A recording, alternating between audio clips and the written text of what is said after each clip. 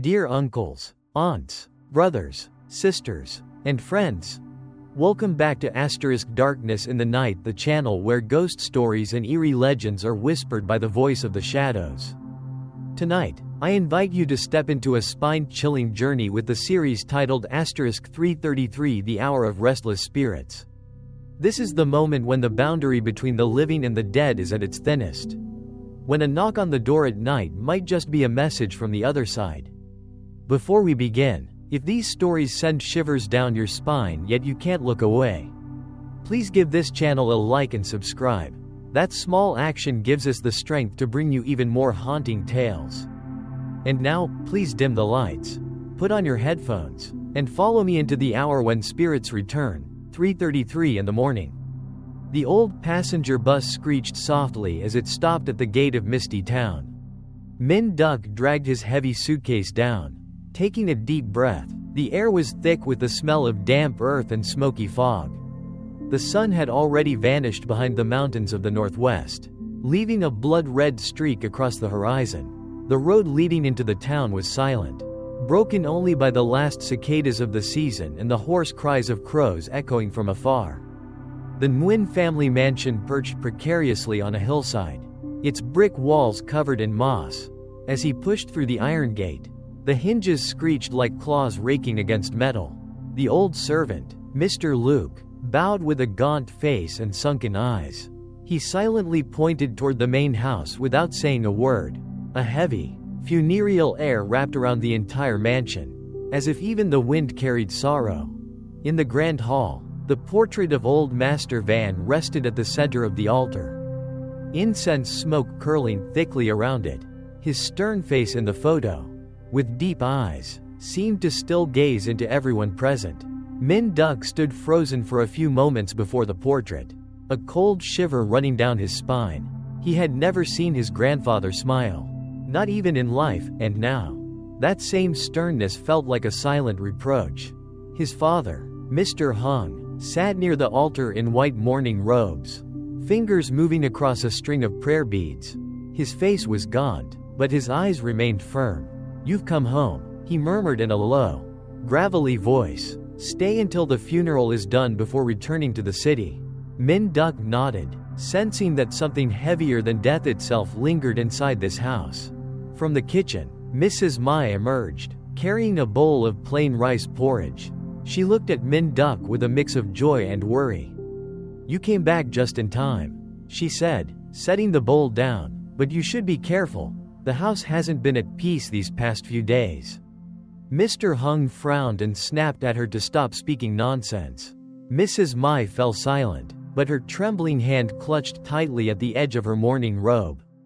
That night, Min Duck was assigned to sleep in his old room, its window facing the dark mountains. The sound of insects buzzed outside, mingled with the eerie howls of dogs echoing across the valley. He tossed and turned, unable to sleep. The wall clock pointed close to 3 in the morning when suddenly, a knock sounded on the door. 3 knocks, steady, then silence. Min Duck bolted upright, heart pounding. He stepped into the pitch-dark hallway, where the faint glow of an oil lamp at the far end cast long, twisted shadows along the wall. No one was there, only the wind whistled through the cracks, carrying with it the heavy scent of incense as if freshly burned. When Min Duck returned to his room, he realized the clock had completely stopped at 3:33. The second hand twitched slightly, as if held back by unseen fingers, clicking with a chilling sound.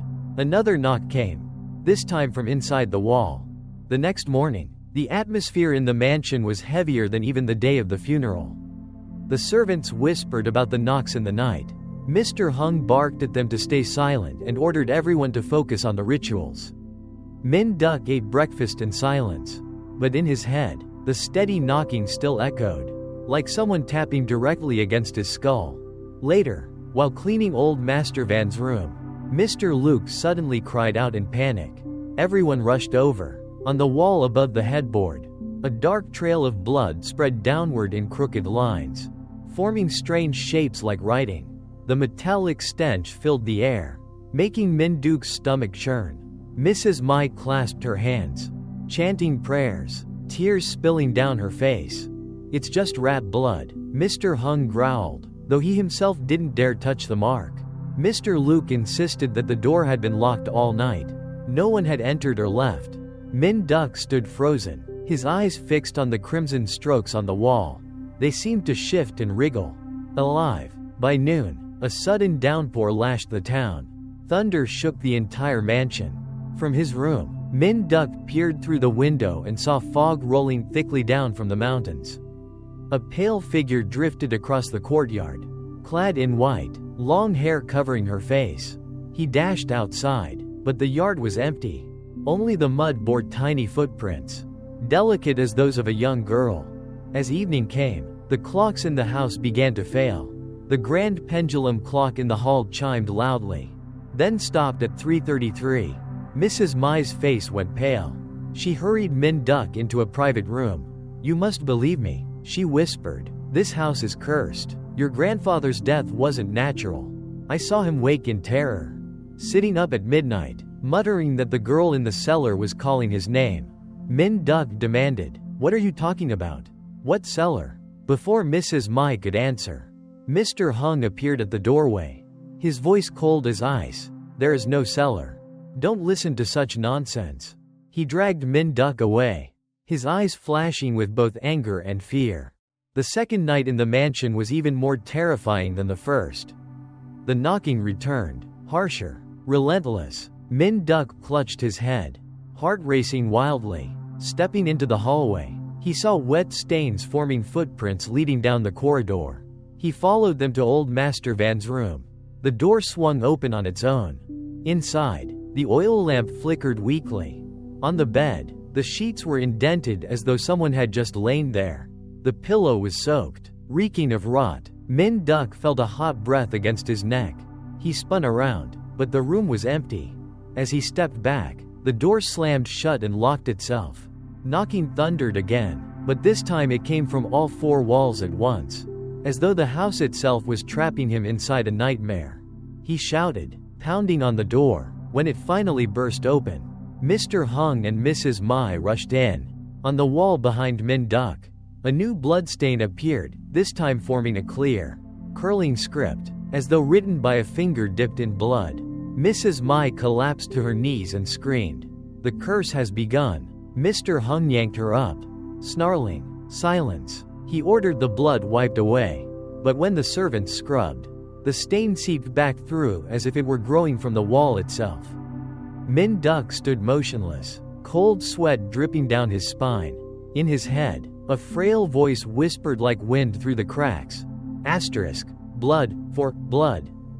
On the third night, heavy rain poured endlessly. The wind howled through the cracks like someone groaning in pain.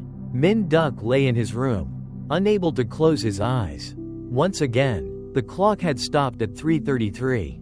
The silence was so deep he could hear his own heartbeat pounding in his ears. A crushing drowsiness overtook him. In his dream, he saw his grandfather, old Master Van, sitting on the worn bed, eyes filled with terror. His arms were bound with blood-soaked hemp rope. From the darkness, a tall, gaunt shadow emerged, its face grotesquely deformed, its eyes leaking thick black blood. It yanked the rope, dragging old Master Van across the floor. Blood splattered everywhere, sketching twisted symbols identical to the stains on the wall of his room. Min Duck jolted awake, drenched in cold sweat. Knocking thudded against his door, slow and steady, like the heartbeat of death. When he opened it, the hallway was empty, yet the metallic stench of blood hung in the air. He rushed toward the grand hall and collided with Mrs. Mai. Her face was ghostly pale, her trembling hands clutching a candle. "You dreamed of him too, didn't you?" she whispered. "I've had the same dream 3 nights in a row. He was dragged into the cellar, crying for help." The next morning, Mrs. Mai invited Master Tam, a well-known shaman in the region, to examine the mansion. A frail woman dressed in a plain brown robe. She carried a bundle of incense and a bronze bell. The moment she stepped through the gate, her brows furrowed. "This land is unclean," she muttered. "The air is thick with resentment. No one who stays here long will find peace." Mr. Hung's face tightened in irritation. This house does not believe in ghosts. I only called you here to perform rites for my father, not to spread fear." Master Tam lit incense in all four corners of the house, the sound of her bell echoing long and low. But when she reached old Master Van's room, she froze. The incense sticks crumbled all at once, bursting into sudden flames without cause. She turned sharply to Mr. Hung, her eyes unwavering. "The dead did not rest easy. Your father did not depart in peace. A curse binds the bloodline. Blood must be repaid. I warn you. Perform a ritual of atonement, or before the month is out, another will die." The air in the mansion thickened, pressing down on everyone's chest. Min Duk swallowed hard, his mind replaying last night's dream. Mrs. Mai dropped to her knees, pleading with her brother to heed the warning. But Mr. Hung brushed her off. "I will not let this house be poisoned with superstition." He turned his back, his shadow stretching long across the stained tiles, like that of a man walking toward his inevitable fate. That night, the rain ceased, leaving the sky pitch black. Min Duk dreamed again. This time, the shadow returned, standing right at the foot of his bed. It no longer dragged his grandfather, it simply stretched a skeletal hand toward him. From its chest came a rasping hiss. Asterisk. Blood must be repaid with blood. He snapped awake as the door reverberated with yet another knock, the third night in a row. When he opened the door, he saw a fresh streak of blood on the hallway wall, this time forming the shape of an arrow pointing straight toward the staircase leading to the storage cellar. From below, a stench of dampness and rusted iron rose, beckoning him. Min Duk stepped back, heart hammering. He knew that whatever was hidden down there was the very thing that had haunted his family for generations. The next day, the sky was clear, yet the house remained strangely cold. Min Duk brought his easel into the courtyard, trying to find some peace in painting. He began sketching the distant mountains, where white clouds wrapped around the peaks like giant funeral shrouds.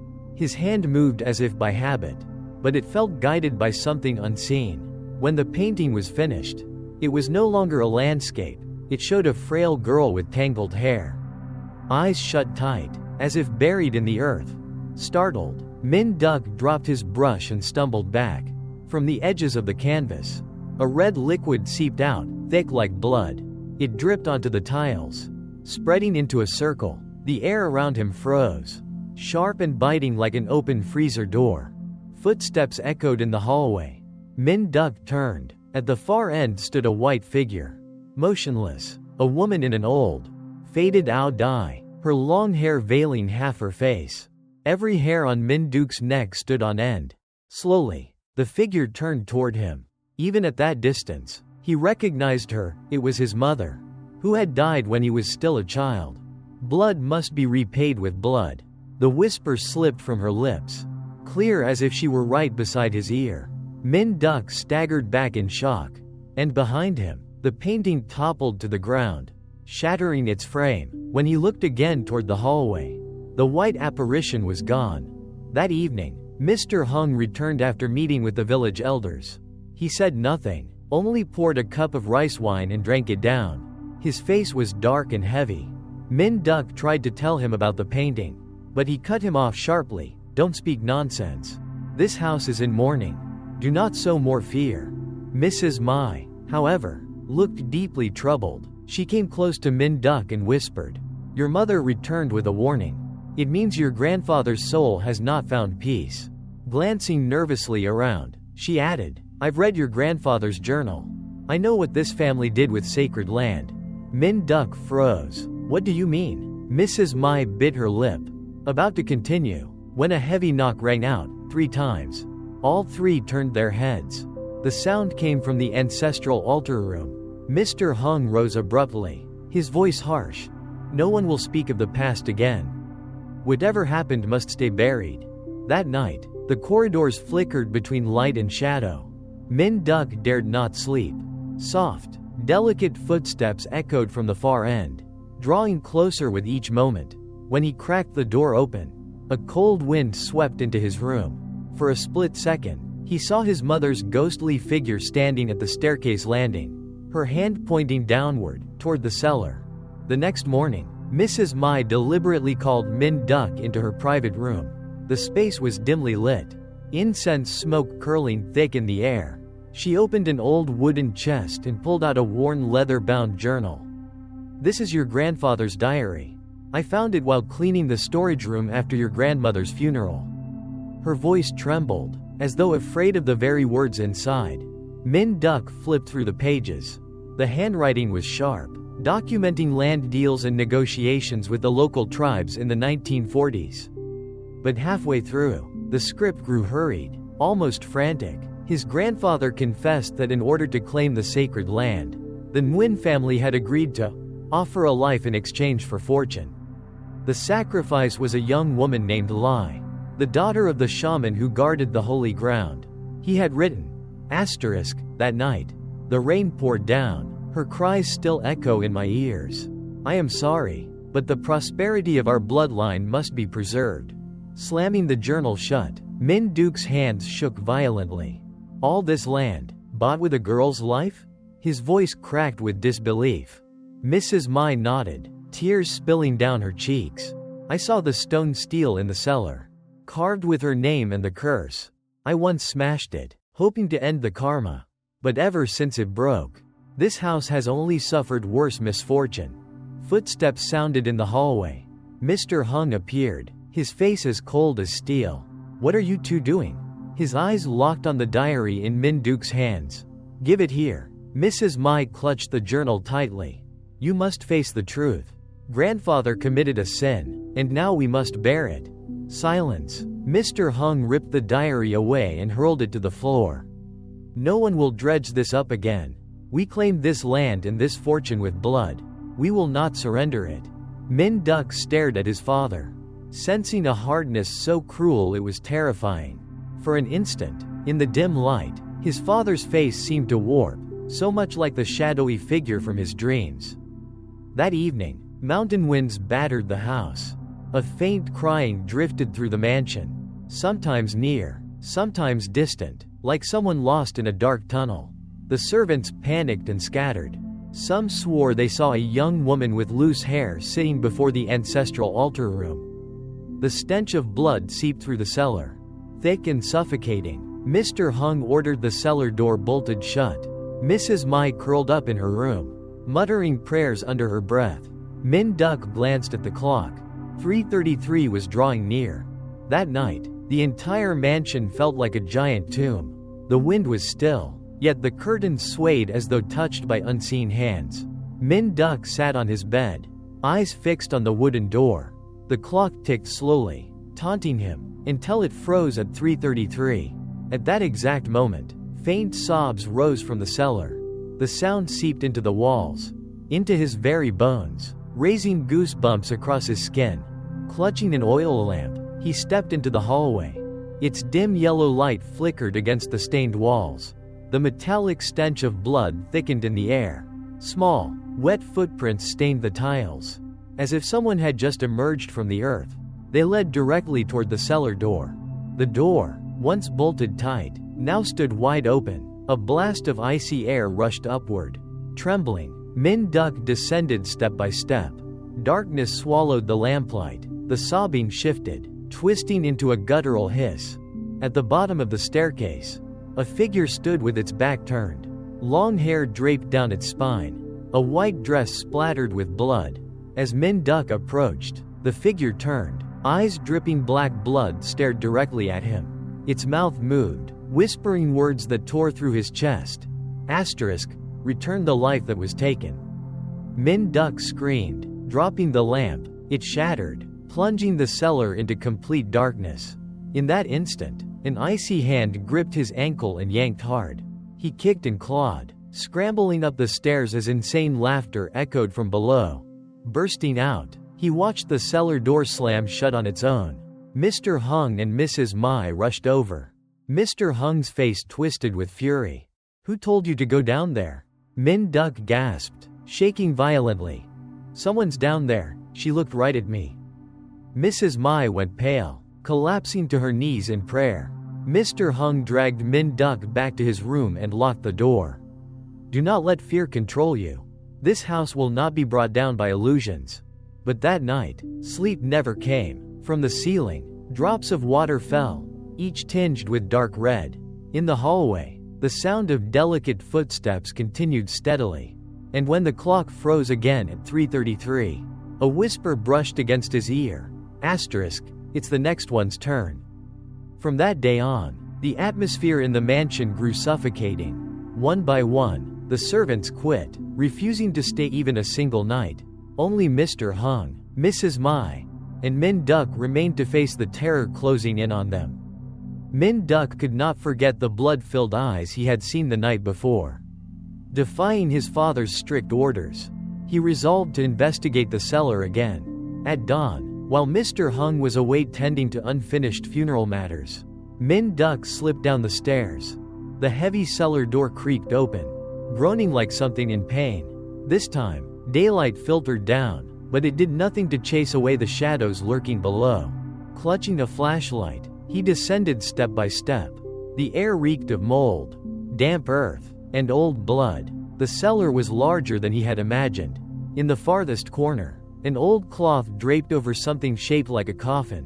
His hands shook as he pulled it aside. Beneath lay a rotting wooden chest, its lid half open. Taking a deep breath, he pried it wider. Inside were fragments of brittle bones, mixed with dark soil and strands of hardened hemp rope. At the center lay a strip of human skin, yellowed with age, carved with strange symbols in dried crimson ink. The moment his finger brushed against it, an icy chill shot down his spine. Suddenly, the flashlight flickered. In the wavering darkness, a pale hand stretched out from the chest and clamped around his wrist. Min Duck cried out, stumbling backward. From the coffin rose the full apparition of the girl Lai, her face bluish and lifeless, her eyes weeping black blood, her tangled hair matted and dripping. Blood must be repaid with blood. Her voice boomed, shaking the entire cellar. Hearing the commotion, Mrs. Mai rushed down. The moment she saw the spirit, she collapsed to her knees, sobbing, "Please, forgive our family. It was me, I shattered the stone steel." The ghost turned toward her. The air grew so cold the nails in the walls rattled. An invisible force shoved Mrs. Mai backward, slamming her spine against the stairs. She screamed in pain, but before she could rise, the force yanked her down. Her neck snapped with a sickening crack that echoed through the cellar. Min Duck crawled toward her in horror, but the ghost had already vanished. Only Mrs. Mai's body remained, eyes wide open in eternal terror. From above, the mansion's clock told 3:33, even though it was broad daylight.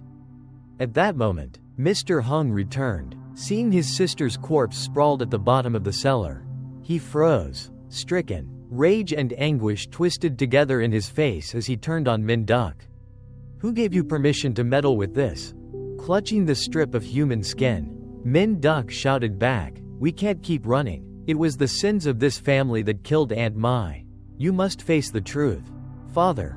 Mr. Hung said nothing. He simply stood there, his bloodshot eyes burning, as if he were fighting to suppress either fury or fear.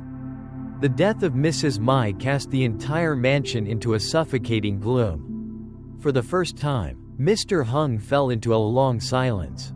He no longer barked orders or scolded anyone. Instead, he sat in the living room, gripping an unlit cigarette, his eyes fixed on the courtyard outside. Min Duck stood nearby, sensing the change in his father. "Father," Min Duck said hesitantly. Mr. Hung finally spoke, his voice hoarse. "Call Master Tam. If there truly is a vengeful spirit here, I will face it." That afternoon, Master Tam, the woman who had warned the family many times before, entered the mansion with a heavy expression. She carried incense, a bell, a bowl of rice, and talismans painted in crimson ink. "I warned you long ago, but you refused to listen. This curse is not easy to break. It demands blood." Night fell. The ancestral altar room became the site of the ritual. Candles flickered in a circle.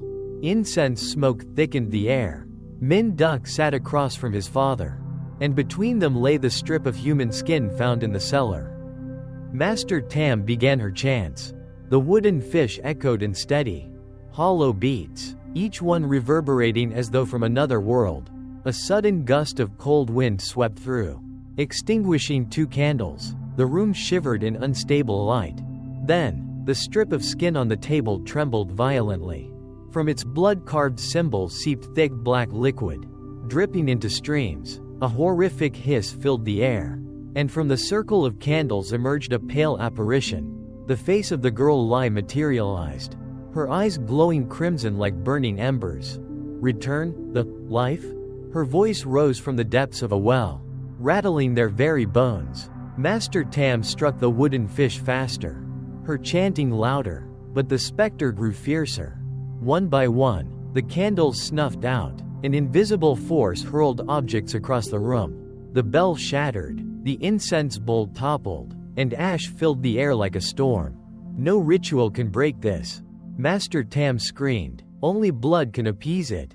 The moment the words left her mouth, she collapsed, vomiting fresh blood, her eyes rolling back. Min Duk clutched his head as if thousands of screams tore through his skull. Mr. Hung stood before his son, holding an oil lamp like a weapon. The ghost lunged at them, only to vanish a breath away.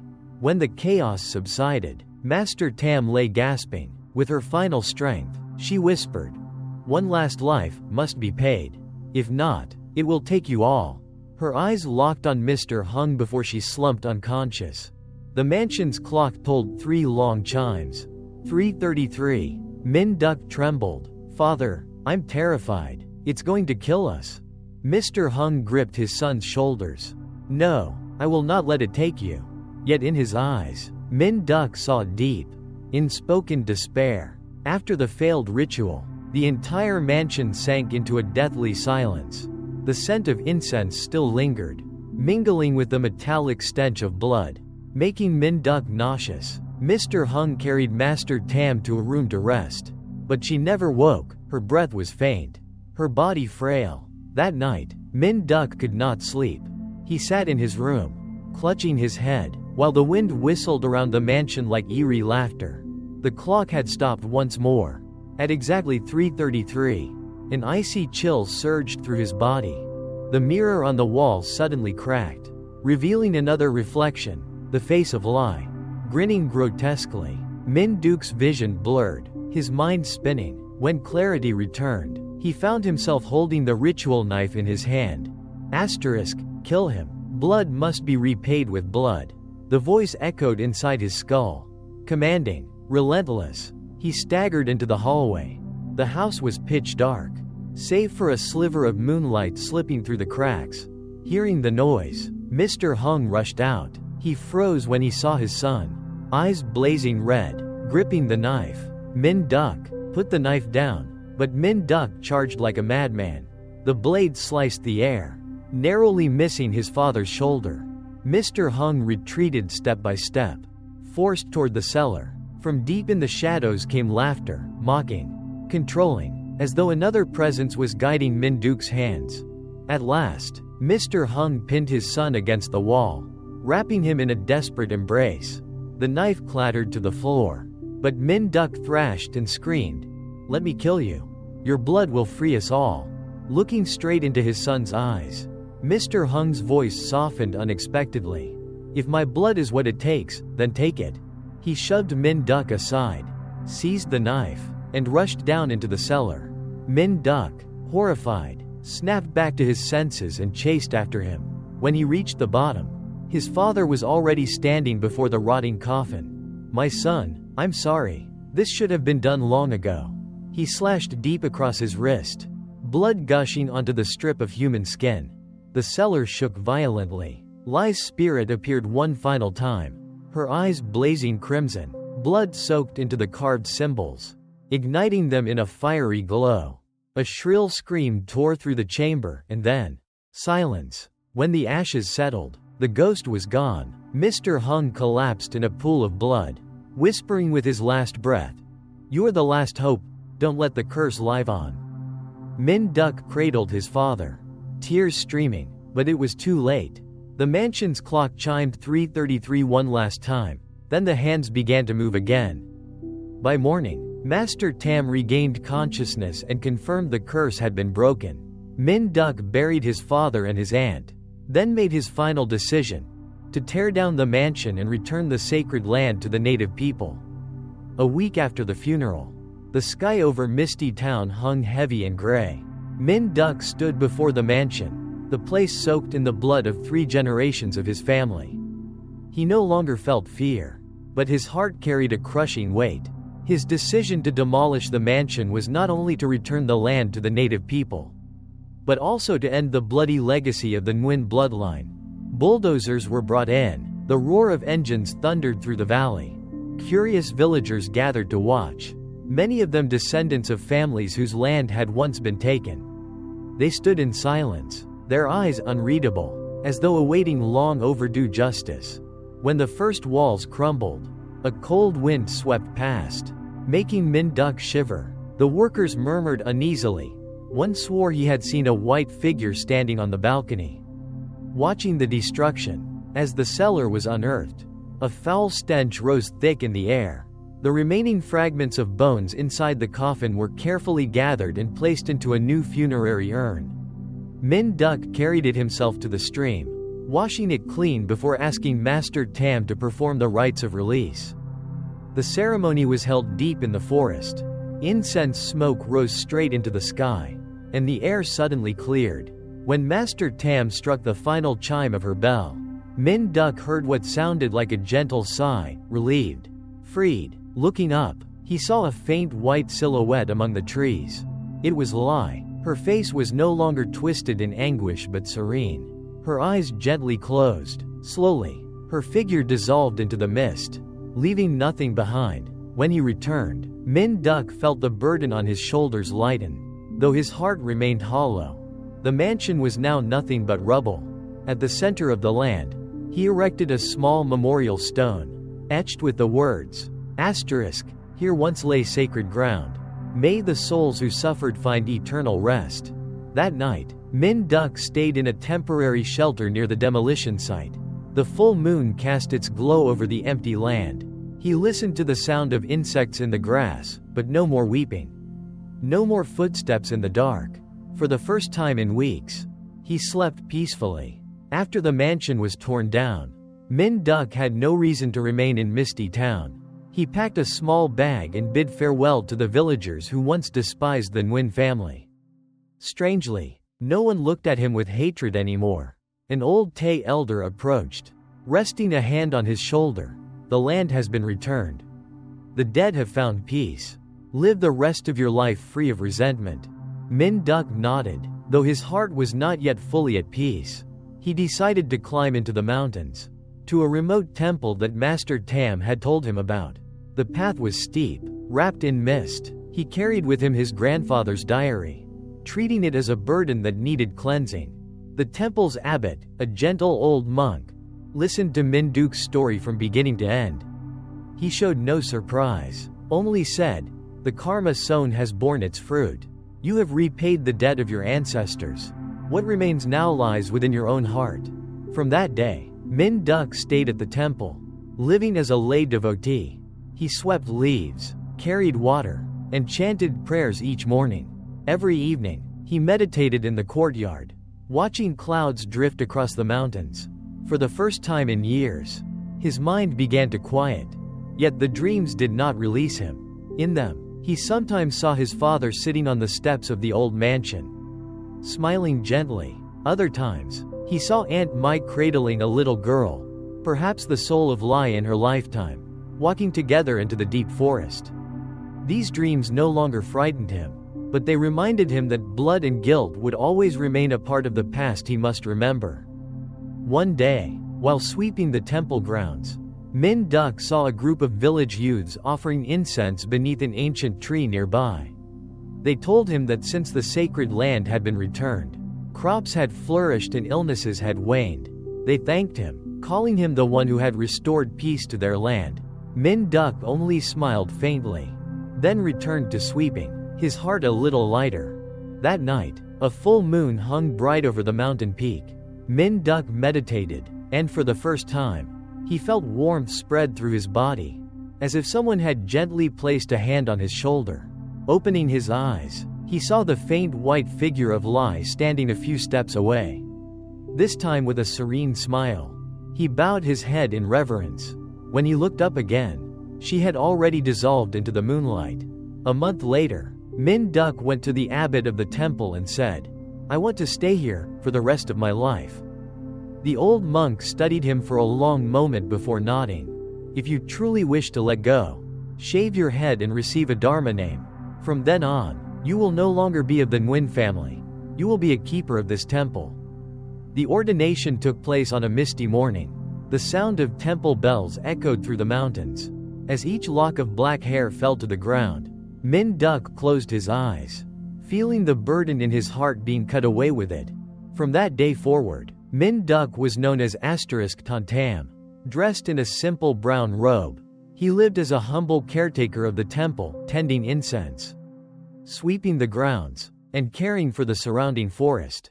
When villagers came to make offerings, he quietly guided them to the new memorial stone, where they could light incense for the souls once buried in silence.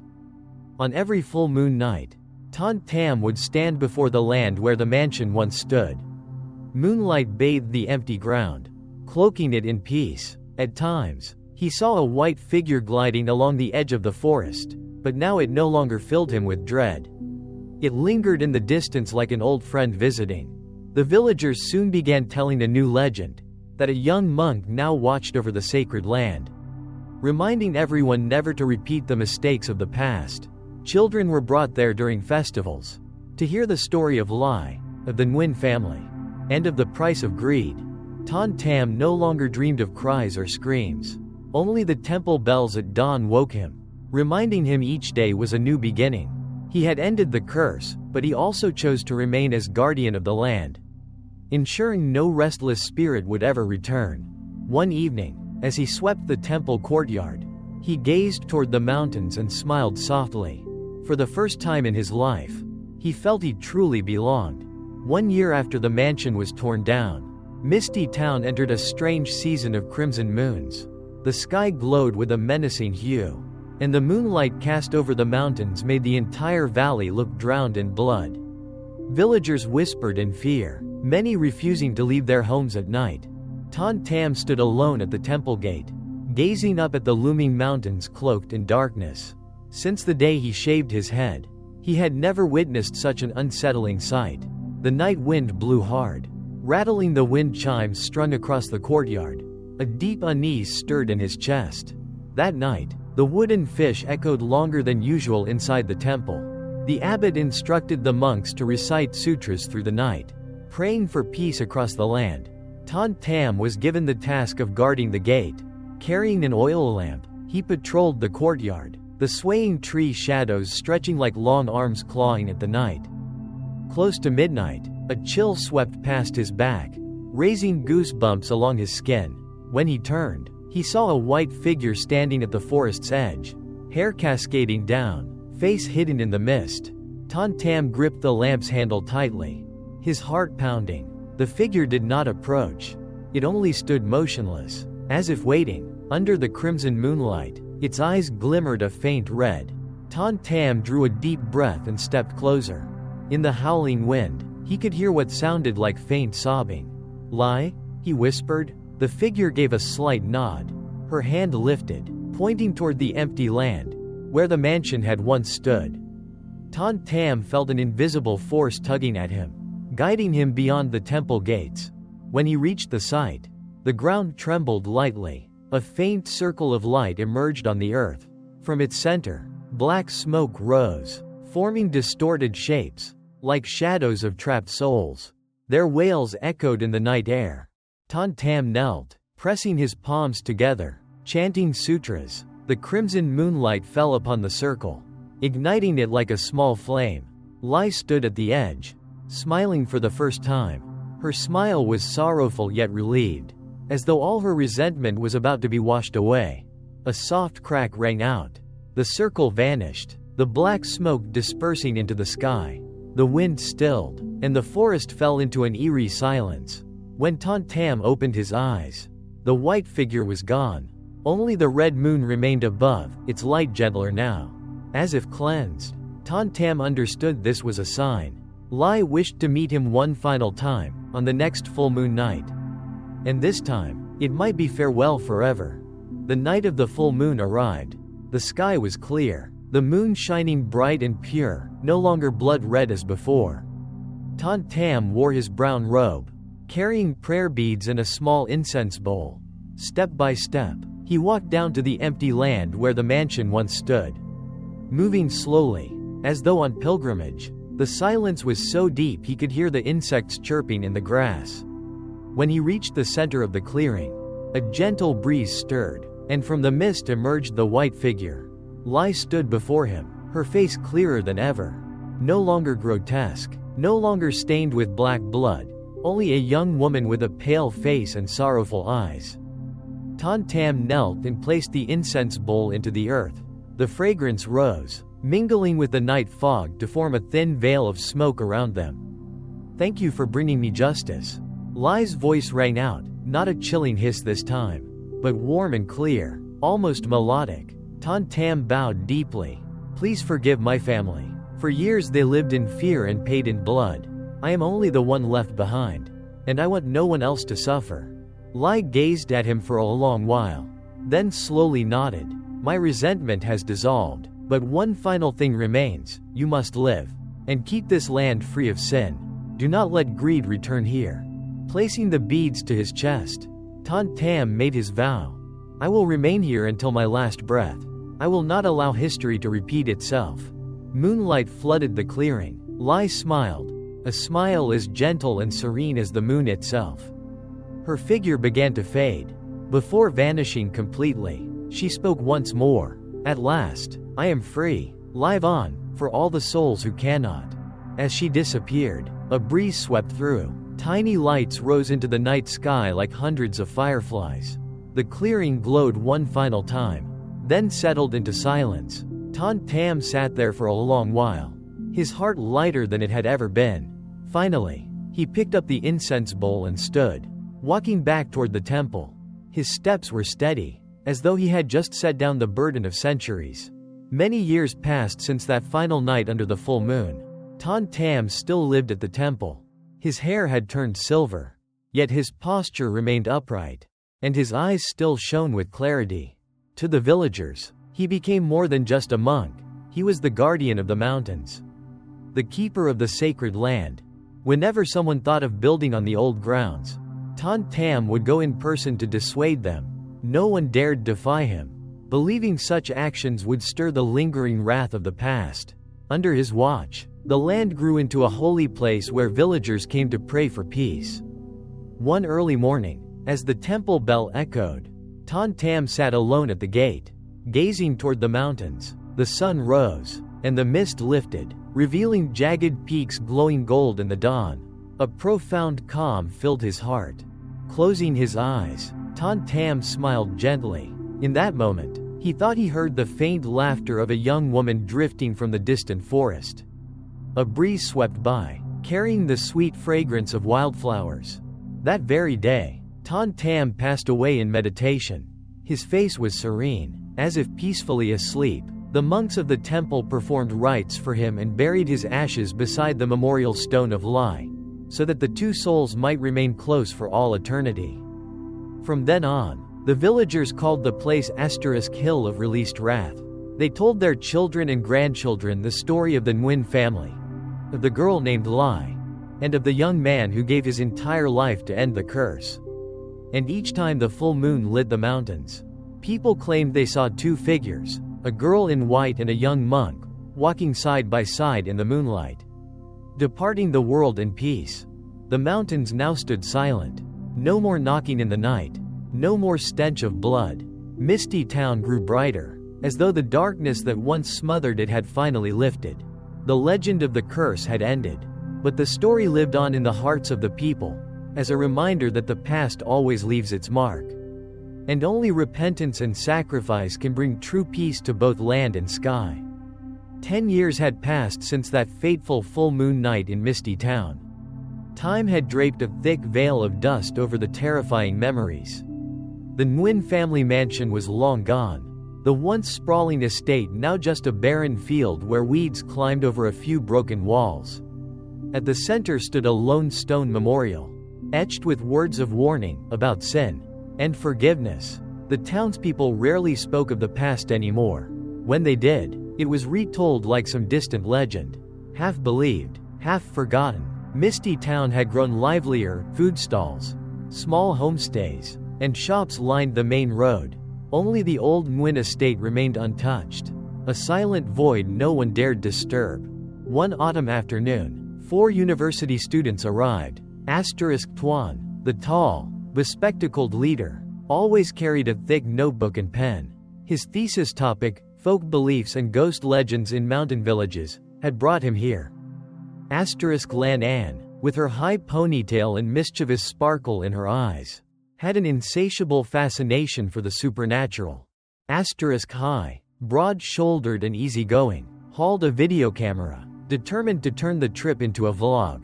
Vy*, small and quiet, with a perpetually somber look, she alone had a sharp intuition for things unseen. That afternoon, they visited the village library. It was a small wooden house, heavy with the scent of old paper.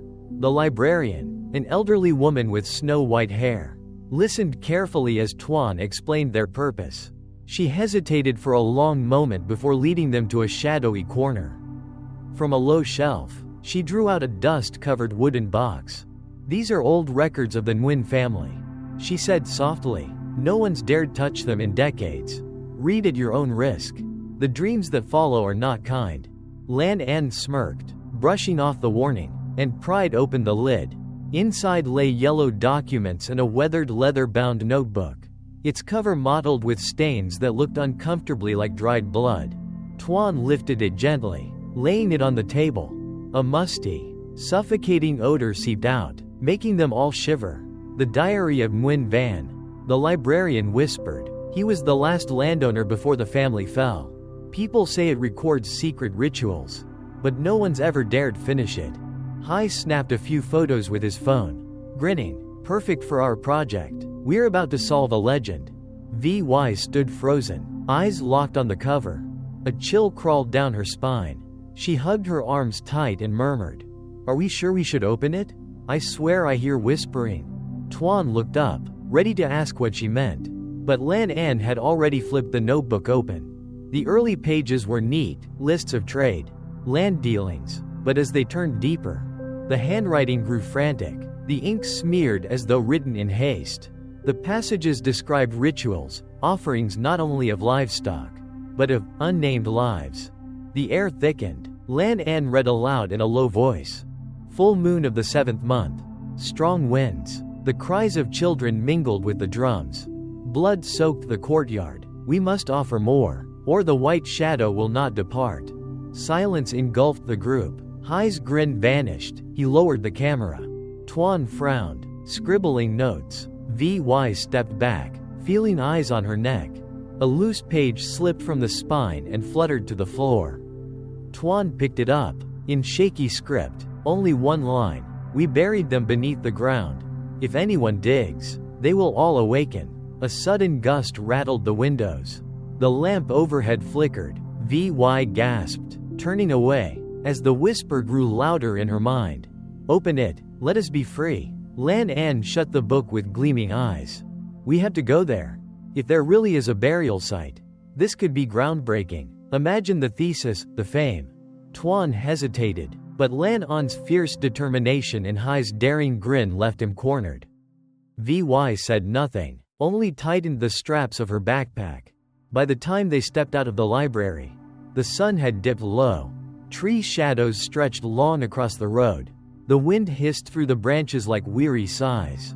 In Tuan's hands, the leather diary seemed warmer than before, pulsing faintly, like a heartbeat.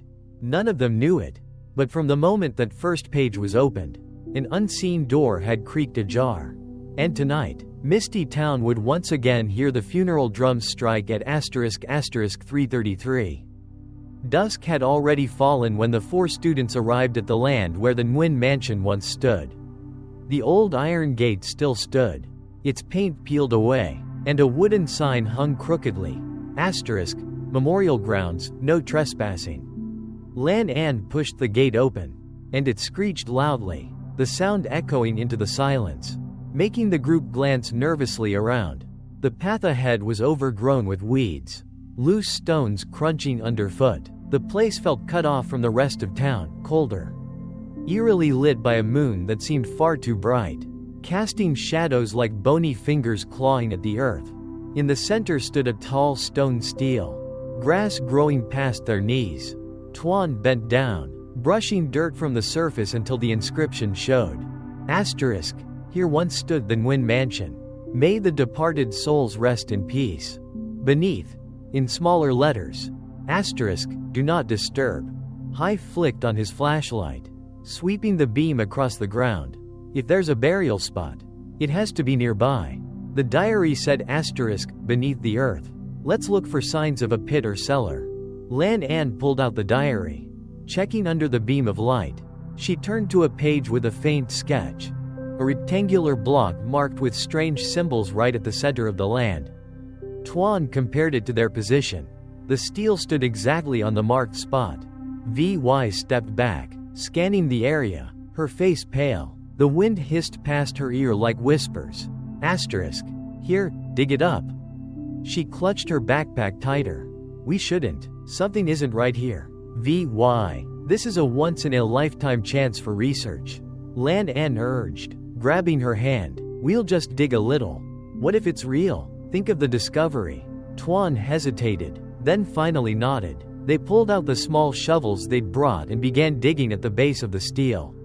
The soil was hard as stone, each strike echoing hollowly. Sweat dripped down their foreheads, their breath fogging in the cold night air. Suddenly, Hai shouted, "Hey, there's something solid down here." Tuan dropped to his knees, scraping the dirt away until a rotten wooden cover emerged. Together, they pried it loose. A rush of icy air burst upward, reeking of mildew and decay, making them gag. Below, a set of crumbling wooden stairs disappeared into darkness. Hai angled his flashlight down. The steps descended deep, ending in what looked like a chamber. The air hung heavy, as if something was waiting. "Let's go," Lan An whispered, her voice trembling with both fear and excitement. Vi clutched Tuan's sleeve, her eyes wide. "We can't. I hear crying down there. It's calling us." The words froze them. Then came a faint sound from below. Metal scraping against stone. Lan An swallowed hard, gripping her flashlight tighter. "We need to see what's inside. If we turn back now, we'll never know the truth." One by one, they descended. The stairs groaned beneath their weight. The deeper they went, the stronger the stench grew. The chamber at the bottom was larger than they expected, square, with damp black stone walls. At its center lay a massive wooden coffin bound in rusty chains. Strange symbols, barely visible now, circled it, painted in faded ink. Tuan swept his light across the walls, dark stains smeared everywhere. Dried blood long turned black. Lan An's voice quavered, "Hai, record this. It's priceless evidence." Hands shaking, Hai lifted his camera, but his breath hitched. Then V's flashlight began to flicker violently. A shiver ripped through her body. A sob echoed through the chamber, soft at first, then rising, dragging on like someone choking back endless grief. The coffin shuddered once. Metal clanged as the chains tightened. "It's moving," Lan An gasped. The chains groaned under strain. Links screeching. "Get out, now," Vi screamed. Tuan yanked Lan An's arm, dragging her toward the stairs. They scrambled upward, but before they reached the top, the hatch slammed shut above them with a deafening bang, throwing all four sprawling onto the ground outside. The wind howled, whipping the grass flat. The stone stele shook violently, as though invisible hands were wrenching it loose. From the shadows came the faint, eerie laughter of children, echoing all around. Lan An clutched the diary tight to her chest. Tuan gasped for breath, spinning in circles, but saw no one. Vi fell to her knees, clutching her head, whispering, "It's awake, we've unlocked it." Just then, Hai's watch beeped sharply. He looked down, his eyes wide. 3:33. All four froze, dread sinking in. In that moment, they realized They had reignited the nightmare misty town thought it had buried forever. The four of them stumbled back from the pit, gasping for breath. The wind howled, whipping leaves into a frenzy. Children's laughter echoed all around them, sometimes near, sometimes far, raising goosebumps along their skin. High swept his flashlight wildly across the field, but its beam only lit up crooked tree trunks and weeds glistening with dew. Lan An clutched the diary tightly to her chest, trembling. We had to get out of here. Now. Tuan nodded, starting to pull them toward the gate, when Hai's flashlight suddenly died. Darkness swallowed them. In that instant, Vi felt an icy hand clamp down on her wrist. She shrieked, yanking herself free. When the light flickered back on, the others saw it. A small, crimson handprint burned into her skin. A child, Vi whispered. A child just touched me. The laughter stopped at once. Silence pressed in, broken only by the crunch of footsteps in the grass. A pale figure appeared behind the steel, long hair falling over her face. Hai raised his camera, but the lens captured nothing more than a blur sliding past like smoke. Lan An's eyes widened in terror. She gripped Tuan's arm. That's her, the girl they sacrificed. Lai, from the legend. Before Tuan could answer, the ground shuddered beneath their feet.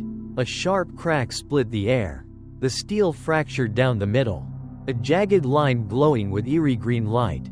The stench of blood rushed out, choking them. Run, Tuan shouted. They bolted for the gate, but when they reached it, the iron bars had slammed shut, locked with a heavy clasp that hadn't been there before.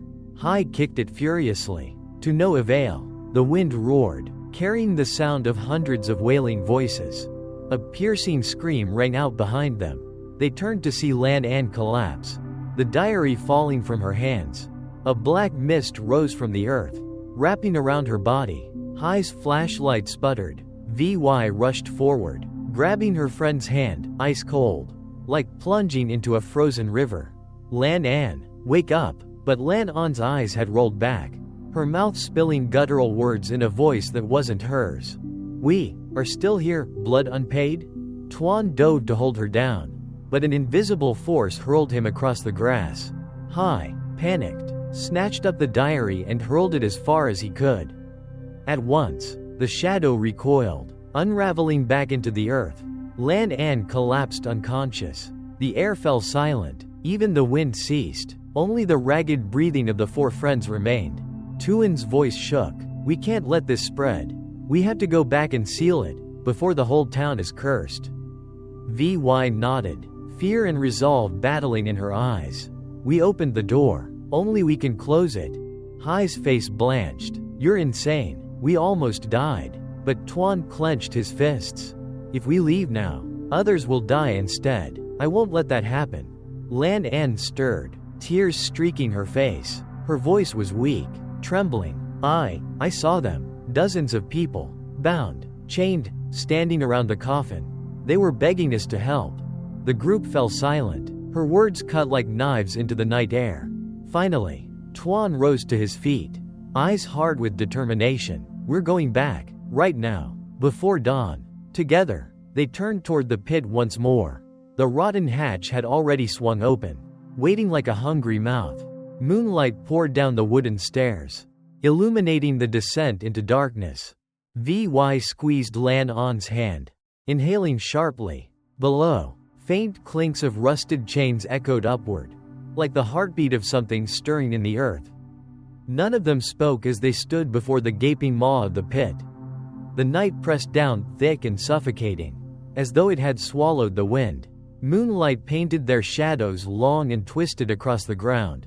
The hatch yawned open, revealing the stairway sinking into darkness.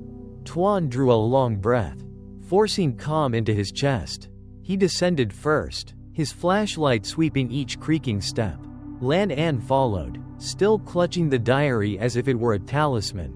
Hai hesitated, but when Vi moved, he swallowed hard and trailed after. At the bottom, the four froze. The stone chamber seemed wetter now, black rivulets dripping down the walls. In the center lay the coffin, but the chains that once bound it lay snapped. Scattered across the floor, A blast of icy air surged from the coffin, snuffing out High's light. Darkness closed in. A faint moan rippled through the chamber. Then another. Then dozens, an eerie chorus of the damned. When the beams flickered back on, translucent figures surrounded the coffin, bound hands, twisted faces, eyes black and hollow. Lan An gasped and stumbled back, her gaze fixed on the apparition at the forefront, a gaunt woman with streaming hair, pale skin, and eyes weeping black blood. Her tattered tribal dress clung to her like burial rags. V's legs locked in place, her mind filling with a whisper sharp as broken glass. Asterisk, blood returned. All must be repaid. Tuan's voice cracked as he stepped forward. Your lie? The one they sacrificed? The woman's head turned slowly, each movement tearing at the silence. Her eyes burned red, her voice scraping the air like rusted iron. They killed me. They buried us here. 10 generations of blood not enough. You opened the door. Now it's your turn. High raised his camera, but it shattered in his grip. Sparks spitting into the air. A shriek ripped through the chamber. The coffin lid burst open. Black smoke geysered upward, swirling across the ceiling. The chained spirits screamed, rushing the students. VY seized Lan An's hand, pulling for the stairs, but the wood splintered and collapsed beneath them. Above, the hatch slammed shut. They were sealed inside. Lan An screamed, clutching her head. The diary burned in her arms, its pages riffling on their own until they stopped at the final entry. The words glowed red, as if freshly scrawled in blood. Asterisk, blood for blood. One life for all. Tuan snatched the diary, shouting the words aloud. The spirits froze mid-scream.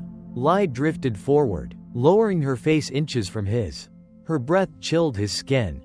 Yes, she hissed. One must stay. Who will offer? Silence crushed them. Their hearts thundered like war drums.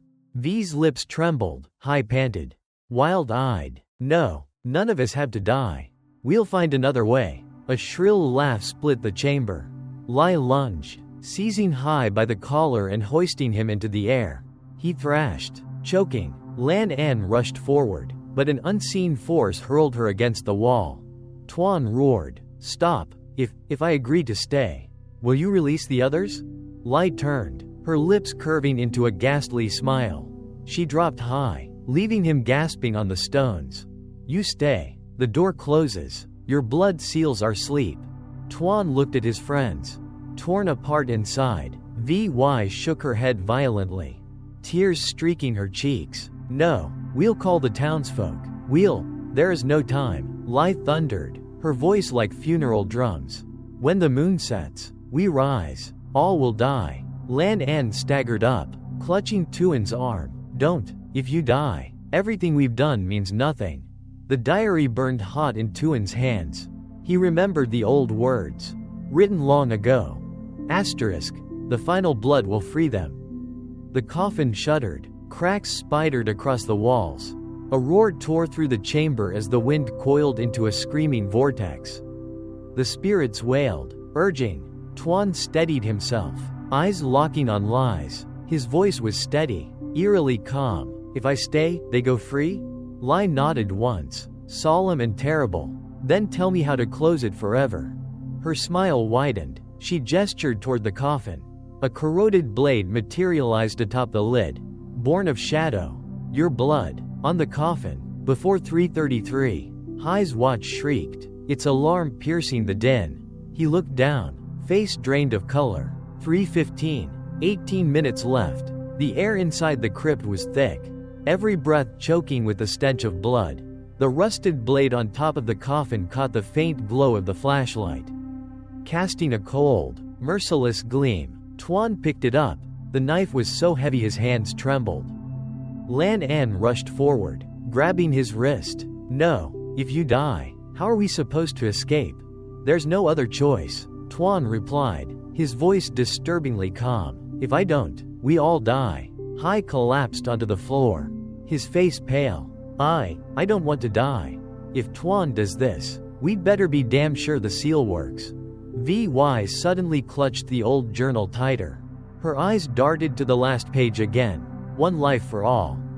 But now, under the beam of her flashlight, faint new words bled into view. Words she had never noticed before. The blood of the guilty. If the guilty does not carry the bloodline, the curse remains. Vi gasped. Tuan isn't part of the Nguyen bloodline. If he sacrifices himself, the curse won't be broken. We'll all die for nothing. The group froze. Tuan stiffened, then tightened his grip on the knife, glancing around the crypt like searching for another answer. The ghost of Lai drifted closer, her crimson eyes locking onto Vi. Blood of the bloodline, blood of the guilty, only that can set us free. But they're all dead, Hai shouted. None of us are from the Nguyen family. A hideous laugh echoed through the chamber. Lai raised her hand, and ghostly visions rippled in the air. Old Hung slitting his wrist. Min Duck collapsing in his room. Madame Mai's body crumpling with a broken neck. Her voice hissed through the dark. One still lives. One who carries Nguyen blood is still here.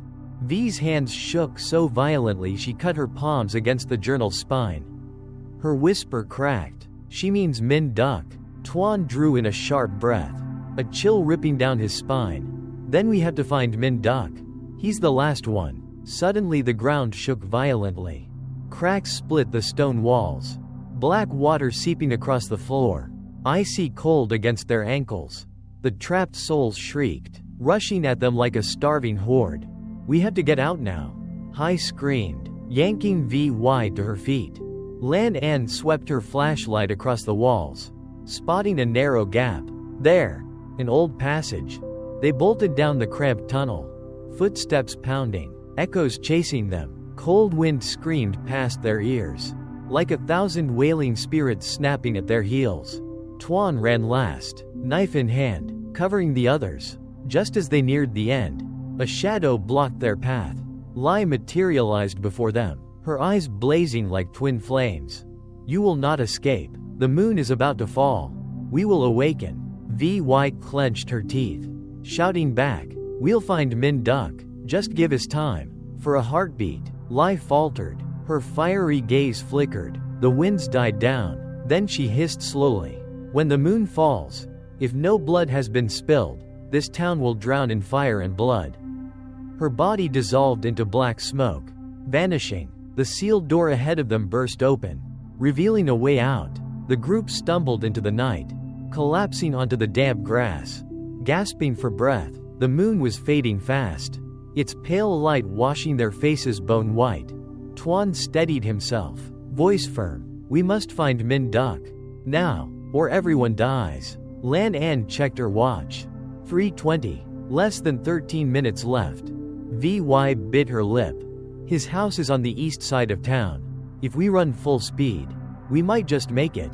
They scrambled to their feet, sprinting down the deserted road. Footsteps thundering. Behind them, the wind howled like the mourning cries of 100 restless spirits chasing close behind. The night wind lashed their faces as the group sprinted through the empty streets. The clock read 3:25. Their breathing came in ragged bursts, as if their lungs were on fire.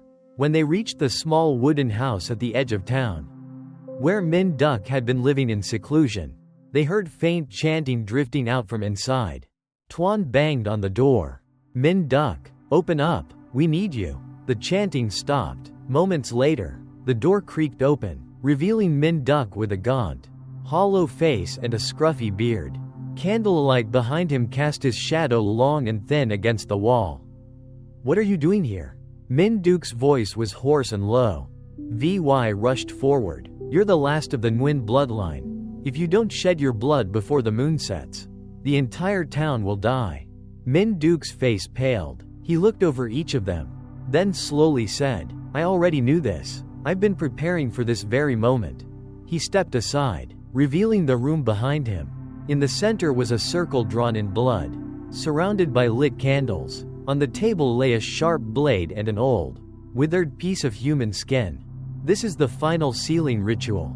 I've studied it for over a year, Min Duck said, his voice calm though his eyes were heavy with sorrow. Lan An's voice trembled. You mean, you're going to sacrifice yourself? There's no other way. Min Duck nodded. My blood is the only key. The clock beeped, 3:29. Outside, the wind howled violently, the cries of tormented spirits echoing across the town. The windows rattled, and the candles flickered wildly.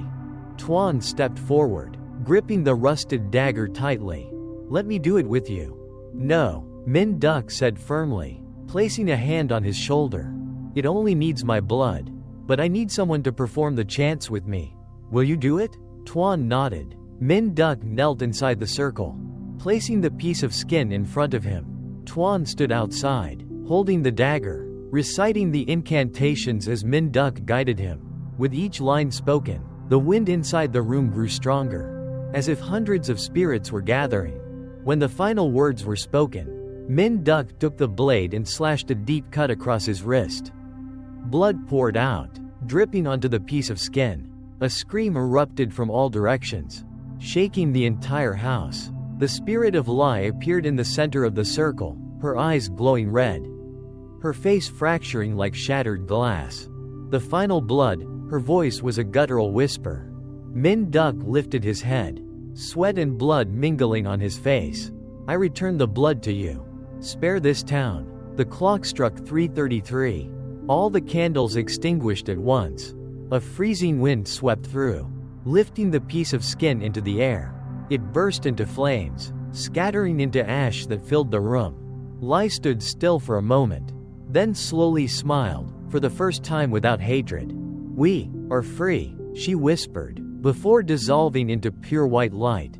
The other spirits vanished as well, leaving behind utter silence. Min Duck collapsed, blood pooling beneath him. Vi and Lan An rushed to his side, but he gave them a faint, peaceful smile. "I saw them, they were smiling, finally.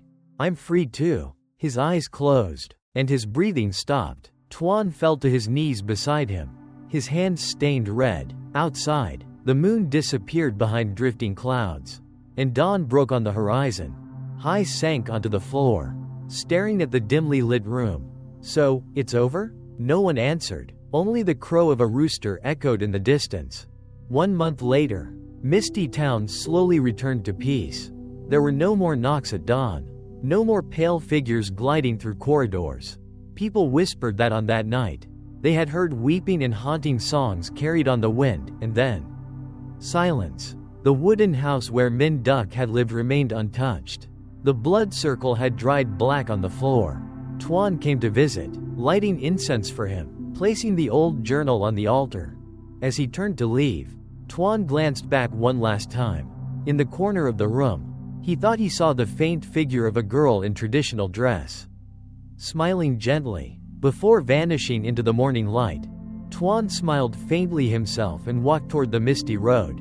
But in his heart, one question lingered. Had the curse truly ended? Or was it merely sleeping, waiting for another generation to awaken it? The spirits had been freed, but at the price of Min Duke's life. The town rested in fragile peace. Yet in the depths of the shadows, the curse might still return if disturbed. This story ends here. Thank you for listening until the very end. If you enjoyed it, please give this video a like and subscribe to the channel. Your support is the greatest motivation for us to create more chilling ghost stories for you. If you have any questions or notice any mistakes, leave a comment below. Thank you for watching. Darkness in the Night will see you again in the next story.